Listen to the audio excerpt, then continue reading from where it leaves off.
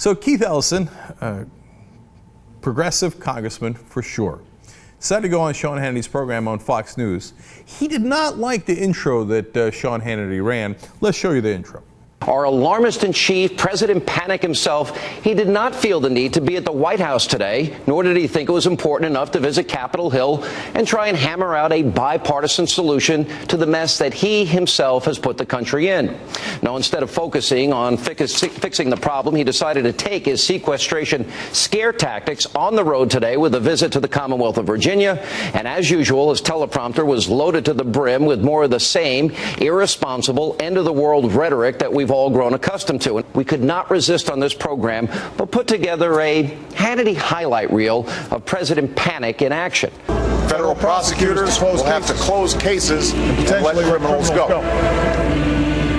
Air traffic controllers and airport security will see cutbacks, and that which means more delays at airports across the country.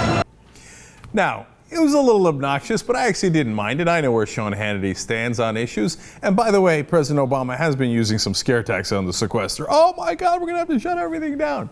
But Congressman Ellison had come loaded for bear, and he did not enjoy that intro, and he was going to let Sean Hannity know. I guess that's what we could describe as staying on message, something the Democratic Party, I would argue, is very good at.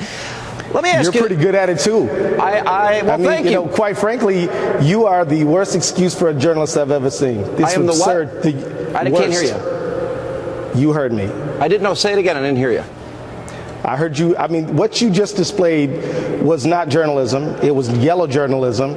It wasn't anything close to trying to tell the American people what's really going on. And, I mean, it's just shocking. That was a fun moment and nicely awkward when he's like, well, I couldn't hear you. What did you say? Oh, I'm the worst journalist in America. So the only thing I would disagree with Congressman Ellison on is, come on, Sean Hannity's nowhere near a journalist.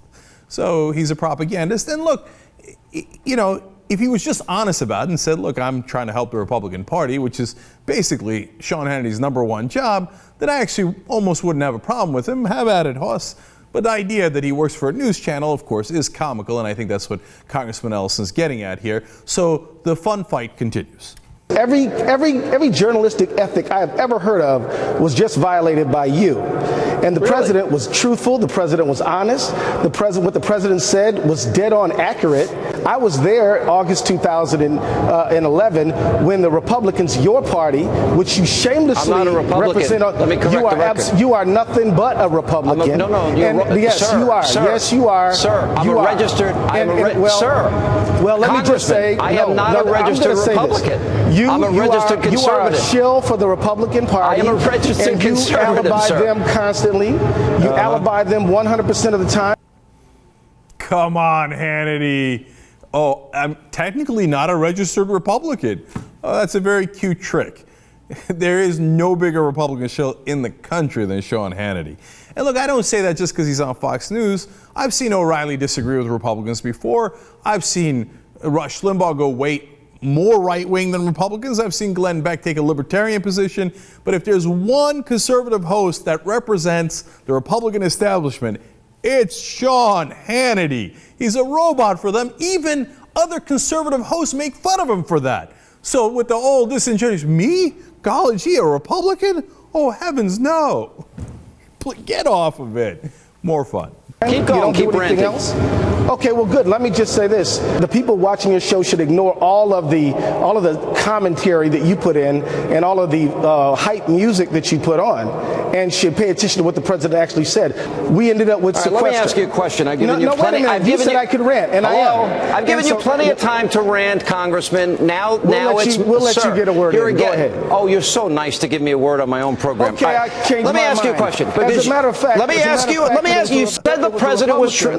Congressman, Congressman, let me ask you a question. Say what I think is right. Why are you so angry? You're so angry. Let me ask you a question. So angry? I'm not angry. I'm laughing at you because I think this is actually comical. I'm laughing at you. All right, here's my question. Here's my question for you. And it's not the first time. In the spirit of bipartisanship, let's find a dialogue. I want to ask you this. I thought you weren't a Republican. Max, I'm a registered conservative. I don't know what part I liked better. Oh, yeah? I'm laughing at you. Or when he's like, you know what? No, I changed my mind. I'm going to keep ranting. So those were both great.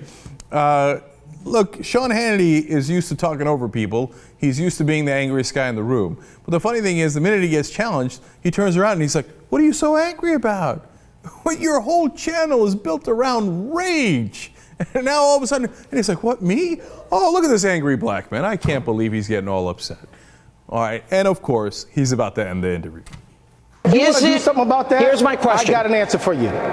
You want to do something about the 16 trillion? Let's do something. Let's close loopholes on large corporations. Yeah. Let's say that yachts and jets should not be something you can write off. Let's say that ExxonMobil and Chevron should not get a tax rebate and a subsidy.